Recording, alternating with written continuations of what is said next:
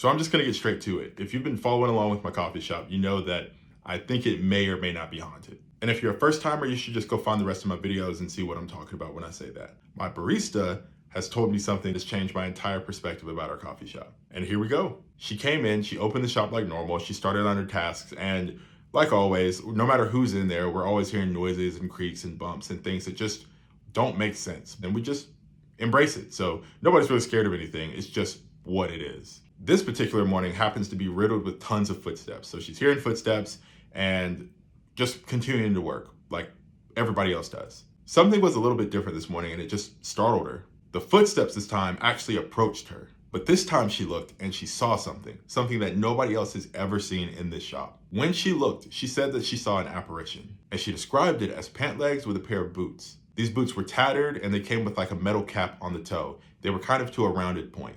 Some of y'all know about the boot print that we found that was halfway between the wall and the floor, and it was, you guessed it, a combat or a work style boot. The strange thing was that the entire upper body was like an ethereal blue and orange color. It was the outline of a man and it just kind of dissipated as she looked at it. And in true, I probably work inside of a haunted coffee shop fashion, she acknowledges it, stays put for a second and says, okay, well, I think that's cool, but I still got to go back to work.